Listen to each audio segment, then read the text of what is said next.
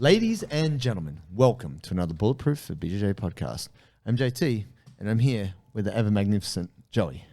What's up, you guys? How you living? Happy New Year. Tell you what. Happy New Year. Shit. Yeah, we're here. 2023. It's a good thing. Lots of good things coming this year. But man, we're just doing a bit of reflection on some crazy BJJ stories. Yeah, sort of comes to mind at those random little moments where you're like, oh, that's right. There's that time I went to that gym and it was fucking wild, you know, for one reason or another. And you're like, damn, I'd forgotten about that. Yeah, it flashes you back. Yeah. And, you know, like, there's some of the cool, training in different gyms, traveling overseas and visiting other gyms is like some of the coolest experiences you'll have with your jiu-jitsu. For sure. I definitely encourage everyone out there. I think for two things, it broadens your understanding of how jiu-jitsu is in the world, but then it also makes you appreciate like your own home gym and everything else that you have at home. So, and it's cool. Like, I mean, it's a really nice way to also get to know a new place, isn't it? Like you go travel somewhere and you're like, oh, I'm going to go and visit a gym. Yeah. And then all of a sudden you're meeting people who live there. I mean, depending where you are, but there's usually some expats, there's some locals.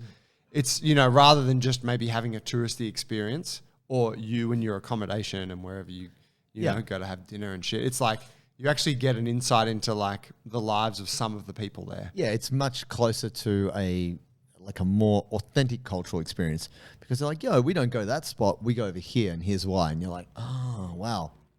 And I think people pay a lot of money to try and artificially do that. Yeah. But jiu-jitsu being the community it is, even if you don't speak the language, if you've got a gi and you go there and you roll, and even if you totally get your ass kicked, just by being there and training, you're part of the crew. Yeah. And that's cool. So even if it's not like, you know, you only train there once or twice, I have found so much insight and richer experience from having gone to a new place and done jiu-jitsu. But some crazy stuff can happen. Let me tell you something crazy that happened to me when I was in Bali. Please. So Bali, for a bit of context, is like a real Australian hotspot for tourism. It's I don't know, what is it, like 4 hours north to the north? It's very close. Yeah, it's pretty close. It's part of Indonesia. It's an island of Indonesia. It's amazing. I think Australians have been going there for a long time. It's become really developed and very really a bit overpopular for Australians and whatnot, in like a lot of happens with touristy towns, sure, or you know, parts of the world. But in any case, it's still beautiful, and it's common that, you know, people will do like a wedding there or, you know, whatever it is. So I had a buddy who was getting married there. Amazing. And I'd actually never been. I've always been a bit contrary to like I never wanted to go to the places where Aussies go. Everyone goes. Yeah. But so anyway, I'm going to Bali for this wedding, right? You became one of those people. And I guess I was a frothy blue belt at the time. Sure. And, you know, as a group of friends, we had this big villa that we booked. We were all there, you know, a big group of us for the wedding and stuff. It was going to be super sick. And obviously there's a bunch of partying going on. People are drinking, having a great time, that whole piece. And I think we were there, I think it was maybe a 10-day trip, something like that. Nice. And we were a couple of days in and the wedding wasn't for a couple of days yet. And I wanted to go train. Yeah. You know, it's a classic thing, right? Where you like really enjoying like being out of your normal routine and being away and stuff, but you're eating a bit of shit, you're drinking too much. Yeah. You actually want to go and like get a sweat on and do some training. Yeah, have a roll. Yeah, of course. Yeah. I think I've been doing a bit of like some push-ups and fucking squats and shit at the villa that we were at, but I was like, I'm going to go check out what's going on in the jits scene. Now, at the time, funny to think back, internet wasn't as easy to access as it is now. Yeah. In terms of, I think I had a smartphone, but it wasn't connected to the internet all the time. No. And I'm in this villa and I'm like, fuck, I'm looking for a place. We were leaving when we first arrived in Bali, we went to like the busy part of town. I think it's called Kuta. We went to Kuta and we checked into a hotel, like a big sort of hotel resort sort of thing. We stayed 1 or 2 nights there while we found our feet before we got to the villa. In the foyer, I meet this big, tall Dutch guy, and he's like, hey, man, are you a fighter? And I was like, oh, I do a bit of jiu-jitsu, yeah. And he's like, oh, that's great. And he was a kickboxing guy who also did a bit of jiu-jitsu. The yeah, Dutch right? love the kickboxing. Yeah. He was an older dude, big, tall, brown, classic Dutchman. Yeah. You know, wearing a singlet, little shorts, like just been sunbaking for about 6 weeks straight. But he said, "Oh, there's a great gym. There's a great gym down the way. You got to go check it out." I think it was called Shark Jiu-Jitsu or Shark Fight Academy or something. And I was like, "Okay, cool. Where's that?" And he's like, "Oh, you know," because it wasn't like, "Oh, just pump it into Google Maps." He was like, "Oh, you go down the main road and then you take a left and then you do this thing." And I was like, "All right, cool. I think I got that." And so anyway, a couple of days later, we're at the villa. We're all having a good time. And I'm like, fuck, I've been feeling a bit sloppy. So I'm going to go train jit. So I jump on my scooter and I ride out to this joint. And I've, just got my bag, got some water. I guess I had a gi. And funnily enough, I was staying about 30, 40 minutes from Kuta. Oh, okay. So a little ways out. And I remember driving past Half Gracie Academy straight up all the time on the way there, but it was always closed. So I'd drive past that and I'd be like, oh, fuck, looking out. Hopefully there's a class on. I can connect with someone. Sure. It's closed. So anyway, kept going. And I get into Kuta and I find this place. And whatever. I remember it wasn't too difficult to find, but it was already a little bit of an adventure to get there. And I go up and it's in this kind of big concrete sort of building with multiple levels. And I could see it was like a big sign at the front, Shark Fight Team or whatever the fuck. And, go up some stairs and run into a guy. And he's like, "Oh, you here for the class?" Yeah. He's like, "Yeah, it's upstairs." And anyway, get in there. Nice big gym. Cool. Big open space. They got like a cage at the back. Okay. Yeah. Like a proper cage. MMA cage. Yeah. Yep.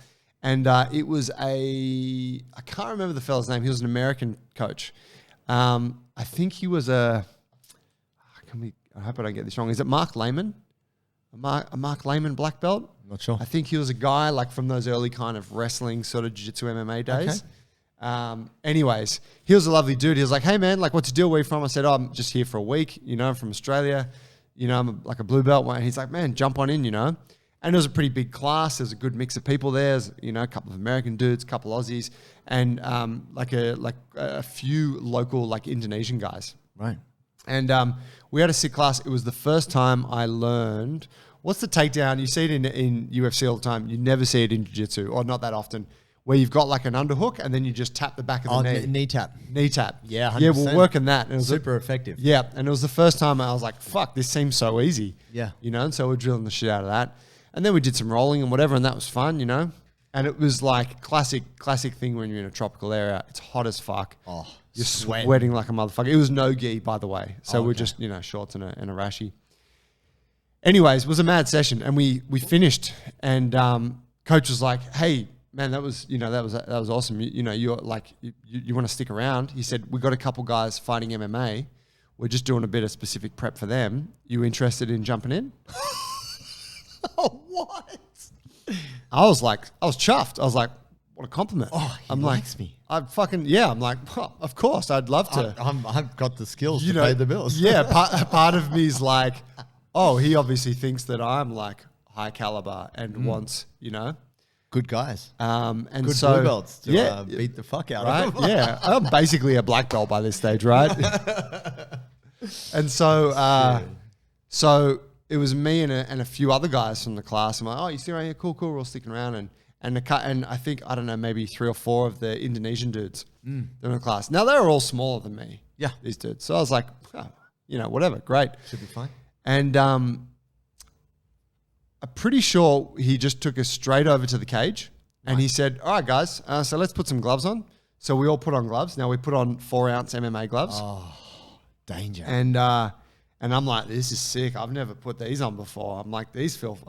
I'm throwing bones right now, Dude. And he goes, "All right, we're going to Shark Tank." He goes, "These 2 guys have got fights coming up in like a month." He said, "So we're just going to Shark Tank them. We're going to do like 90 seconds or 2 minutes each. And then, you come out and you guy goes in." And I was like, all right, fucking cool.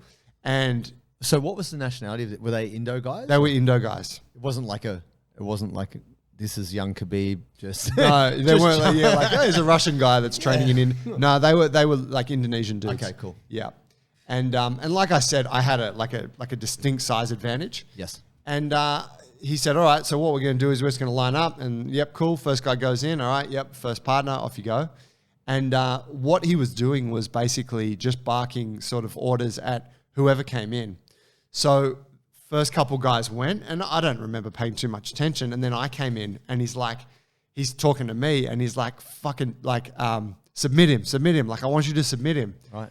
And so I'm just there, and I don't know if we slapped hands or whatever. I'm looking at this guy, and I'm like, whoa, like I've never been in a cage before, and I got 4-ounce gloves on. And then the guy punches me in the face, and then I'm just like, oh, it's on. And I'm just start swinging at this little Indonesian dude. Fuck, I remember like cracking him in the head and just being like, this is the sickest. Like fucking bang. Joey the Hammer Worthington. I'm like, bro, I'm just thinking about all the Tank Abbott clips that I've watched. And, you know, I got clipped. The guy hit me, and I remember it occurring to me that I'm like, holy shit, like we're fighting right now. This is real. Like this is on. And I was able to close the distance and take his back. Yeah. And every time I took the back, I could finish them. Right. You know, they just didn't have jiu-jitsu to the degree that I did. Yep. On the feet, they were picking me apart, but I could close the distance and take the back. I remember I kept going to the armbar from the back. Sure. You know, we go Kimura grip and then Switch it. throw the leg over. And it was one of those times where, you know, we trained for about an hour. Whoa. And I probably did like 4 or 5 of these rounds. Wow. And I was getting cracked in the head, and I was cracking dudes in the head and doing some, and it was so much fun. Wild.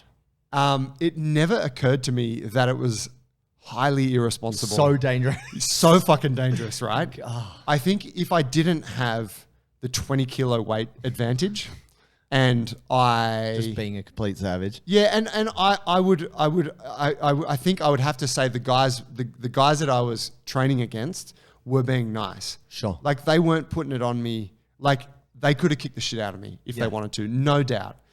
We weren't. I think we were throwing. There was no head kicks or no hard leg kicks or anything like that. Yeah. It was mostly just hands and a bit of grappling.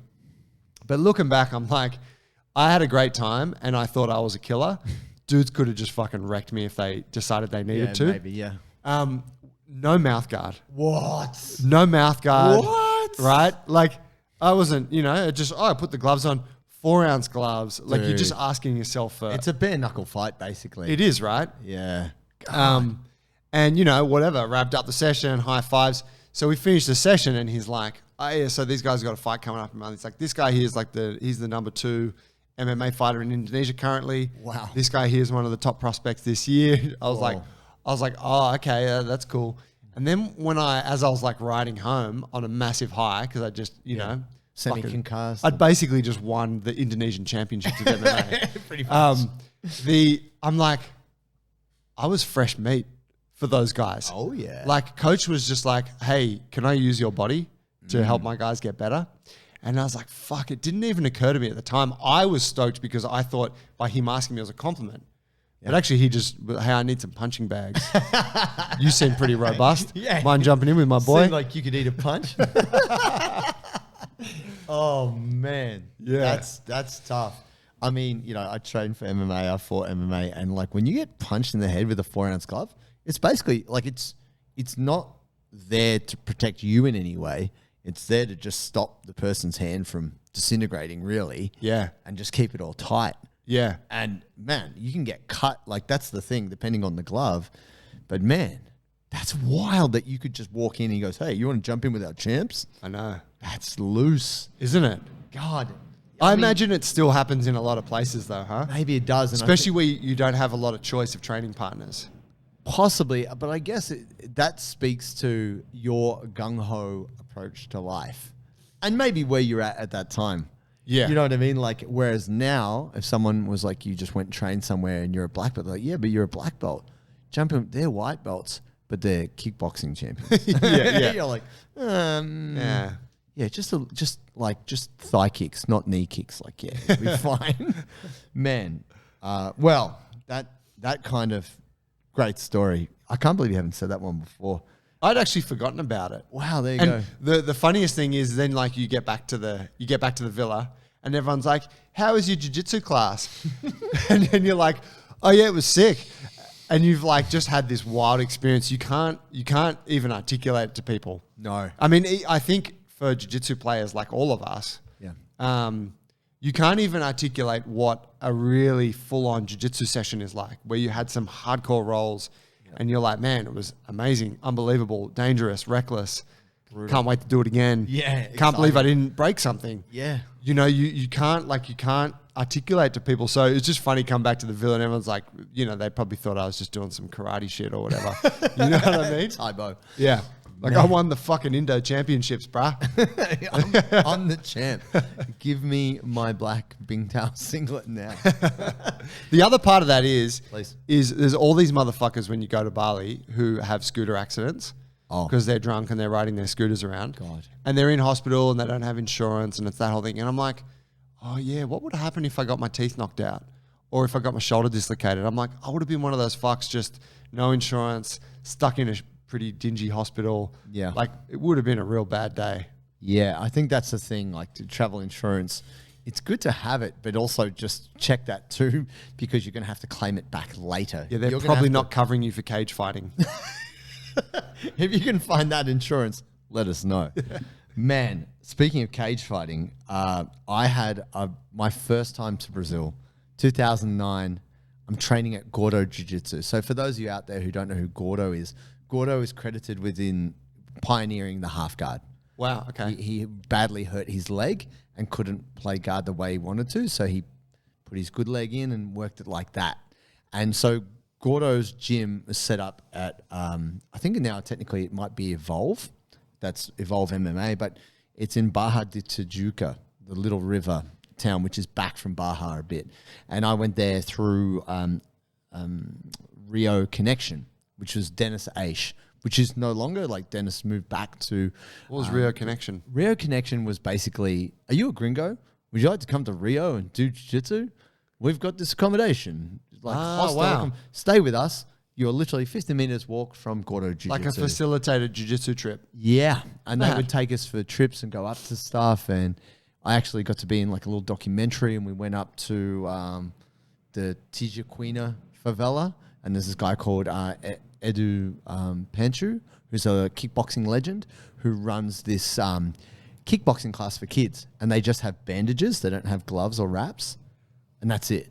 Wow. And they don't even have pads. They just punch each other. Sound like the kids that I might have fought those guys in Indonesia You when I might did that death match that time. But man, I went up there. Like I had a great connection. Rio. It's, you know, this is so many years, 15 years ago, but it was awesome for me because it allowed me to access real top level Brazilians and then also just hang out with other try-hard gringos. Yeah. And yeah, I was mad, but man, I didn't know what was up. I had no idea what was up. And at this time, I'll name the person, but so there was this pretty hard looking dude just hanging out by the side of the mat. And I was like, who's that guy? And like everyone there was hard. There were so many good guys. What belt were you at this stage? I was a white belt. I'm a fresh white belt. Holy shit. I've only been training for 1 year. Right. So in my first year of jiu-jitsu, I decided I'm going to go to Rio. Yeah. I'm going to train in Rio. Like, why would I do that? I was training for the Rio Open. And man, we got pretty slaughtered, you know. They put us with some white belts, but sometimes they just be like, yeah, go with a black belt. There's this really grim-looking dude on the sideline always talking with Gordo. And he had his right arm in a cast because he'd busted his knuckles in a kickboxing fight. That's what people said. And he also had a knee brace just because of a knee injury. And he was just there all week, and we were there for a month. And man, this guy was just like the hardest looking dude. And then one point he came to class in a gi and he had a black belt, had a couple of stripes on that sucker. It was really worn. And he still had the cast under the gi and the knee brace over the gi. Right. And they put him with me.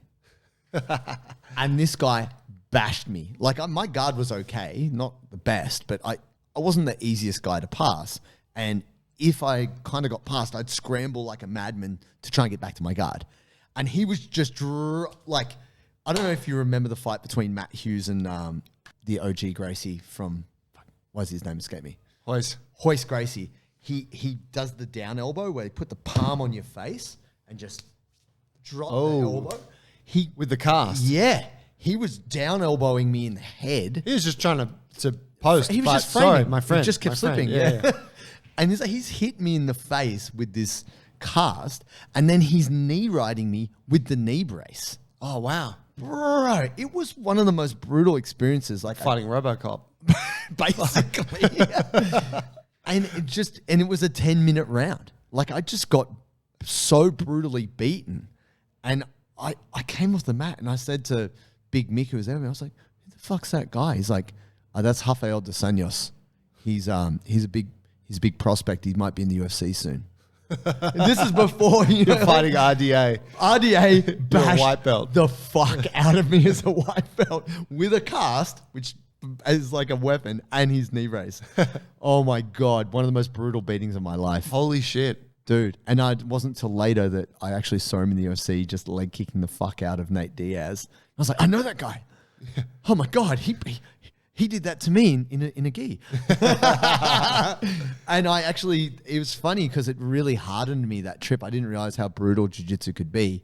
And I actually won the Rio Open as a white belt. Oh, wow. Yeah. Dude, how cool is that? That was crazy, yeah. Just going to the Tajuka Tennis Club where I'd seen all the VHS tapes of Ted Adair and Hodger Gracie and being there was like 2009.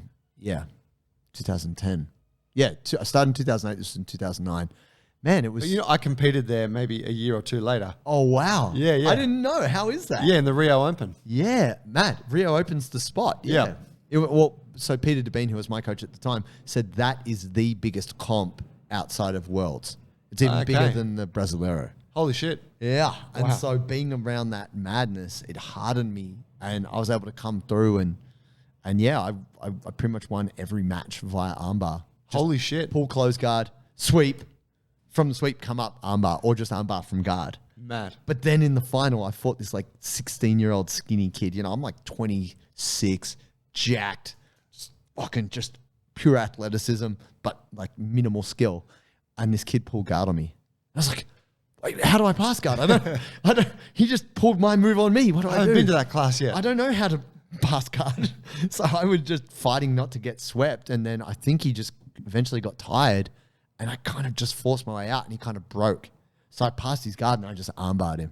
Sick. Bro, it was amazing. It was a great experience, but holy shit. So worst beatings of my life. Did you do something to piss RDA off? I tried to keep my guard. You reckon that's what you hadn't the audacity looked at as him funny in class? A gringo white belt. Yeah. Trying to pretend I got jiu-jitsu in front of this guy as like a 3-stripe black belt. It's his gym. Yeah. Everyone gives him whatever he wants. And maybe he's just a mean fuck. Like he didn't give a shit. He's just like, fuck this guy, I'm fuck him up. Because he felt like it. Like, what could I do other than take it, right? Yeah. And so, I just remember, at the time, I was like, why is this guy so mean? And then when you see him in the cage in the UFC, you're like, that's why he's so mean. Like that's an appropriate place for him. Peak RDA was a fucking brutal force. Right. When he fought, was it Anthony Pettis? Yeah. Where he just dominated. He was like a fucking Energizer bunny. Boom. Yeah, he was so powerful, so fast. So hard. And like for I don't know if it went 5 rounds, but the full length of the fight, he was just dominant. And Pettis is similar kind of guy. Amazing fighter. And he was just on the back foot the whole time. Dude, and that's the funny thing. You don't know who you're going to bump into with like traveling and training. Yeah. And you never know. You might be rolling Paulo Miao as a little skinny blue belt. You don't know. And then I told you I rolled one of the right. Miaos, right? Yeah, you just didn't know. That was fucked. That's the thing. Yeah. You just come in like, I know jiu-jitsu. And you're like, fuck, no, you don't. You're like, I won a local tournament. Yeah. I won the Sydney Cup, bitch. Yeah, a blue belt. Yeah. But that's the tough thing. It's great, but it's also a bit frightening because I also had one of my teeth like kind of knocked out. Wow. Not by RDA, but by just some other English dude. First round, first drill, guard passing, need me in the face, knock my tooth out. These things happen. So yeah. I think for me, it's cool. You get a cool story to tell, but at the time it's kind of traumatic. Yeah, well, I mean, kind of to the point about my story too earlier, like it can really go either way. Oh, it can become a great story and an awesome experience, or it can become a traumatic experience and still a great story. Yeah. But yeah, like whether you perceive it as like it can go bad, and anytime you got that much kind of, two people going for it, just the context of jits, it's fucking chaotic. Yeah, it can be. But I mean, it's a fire worth throwing yourself into if you don't mind if you're happy to take the risk of whatever, getting a bit busted up or getting a bit emotionally damaged. You know, if you don't want that, don't go do into that. it. Yeah. But, you know, I think for us, like reliving it, you're like, yeah, I'm so stoked I did that. Yeah, for sure. It definitely, like I said, it definitely made me more passionate about jiu-jitsu, because that's the thing I got from being at the Tajuka Tennis Club is the screaming and the The people carry on. screaming and like people wanting to jump the barrier and attack the ref, and you're like, whoa, people really care about this thing. Dude, I remember watching there, like, because I'm a chill competitor. So I'm in that place and I'm like, man, these people need to relax. And It's just jiu-jitsu, after like I remember seeing this kind of juvenile like division fight, and Yeah. it was this kid, and kid was like, I don't know, like maybe he wasn't juvenile, but like beginner. Young. Yeah, young, and he was there with his mum and dad and like his older sister, and they're watching him. And this kid, like, the kid was doing good, like won a couple matches. Every time he won, he'd run off the mat, rip his gi open,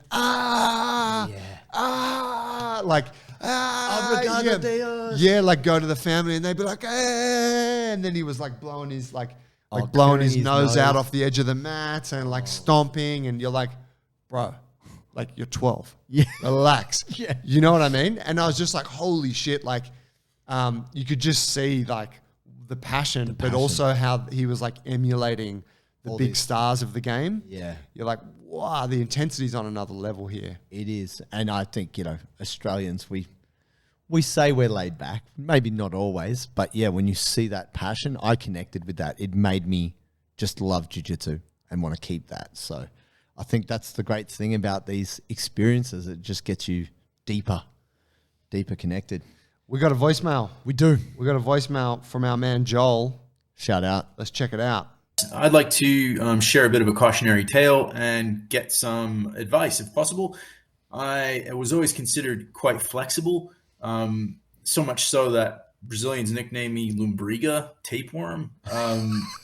Now when I look back, what I used to consider flexibility was essentially joint laxity and a bit of pohada. Now understanding what was happening, and every time I was submitted with, say, a Kimura or an Americana because it felt uncomfortable or hurt, it was actually tearing the labrum. And I've just received a surgery for a grade 4 slap tear of my shoulder, which meant I have to cut off my bicep and reattach it to the bone, which is terrible. And the surgeon was kind of shocked that I wasn't some sort of pitcher or a cricketer or something, because of the extent of the damage in the joint. I'm considering doing some basically really focused bodybuilding after I recover from this, to build up some stiffness and a bit of muscle around my joints, so I can protect them, so I can continue to live a decent life. I'd love the podcast. Thanks a lot, guys. Keep up the great work. Big props to Joel. Yeah, Joel, our guy. Met Joel a long time ago. Been in touch ever since. Haven't seen him in person for a long time. I think we met at a CrossFit coaches course. Oh, right. Nice. Yeah, but yeah, man. Thanks for the message. Sorry to hear about the injury. That's Right, fucked. It's brutal. But what an interesting thing, right? He's talking about like having a surplus of flexibility has enabled him to just, or it's meant that he's copped damage, more accumulative damage to his shoulder over time, which has resulted in him needing a pretty full-on surgery to fix. Yeah, and shoulders are so complicated. I think that's the thing people don't understand. For our bendy brethren out there, if you're eating submissions because you're like, oh, I can get away with this, you could. In the moment, it seems Doesn't like you can. come for free. No, it doesn't, because that strain and stress, which maybe isn't happening at the tight muscles, is now happening at the connective tissues, which is what Joel was talking about. Yeah. And yet, from what I understand, speaking with people smarter than me, physios, exercise physiologists, the shoulder is so complicated in terms of it's just your arm bone hanging there and just all tendons, ligaments, and muscles around it. It's not a true joint. So when you have shoulder surgery, very hard to come back. And I think, to speak to Joel, when he had actually messaged me and said, hey, dude, I don't know, I think I might quit jiu-jitsu. Like, I don't know. I needed my shoulder to work. I think the idea of doing some bodybuilding to build the muscle around the joint, very sensible. Like, just really reinforce that sucker. That's the next thing you got to do to make sure It keeps its structural integrity. It doesn't sublux or dislocate. I don't think it means you have to quit jiu-jitsu, but I think it might mean it's going to be a bit of a break. Yeah, I mean, that's a real personal part, isn't it? Whether you want to continue on with the game. Did you say he's a brown belt? He's just newly brown belt last year. Okay, yeah, so similar to me, right? Like not like just in terms of getting injured at brown belt and being like, fuck, do I want to keep up with this? And whatever, that's something you got to figure out for yourself. Of course, when you're just off the back of the surgery and stuff, I would say you're probably at your lowest point around then. So things will get better, both physically and mentally. But like to give people an understanding there, most of the population, and generally men, will struggle with being too tight. And so your body won't be able to get into certain positions because the joint will be restricted by the muscles around it.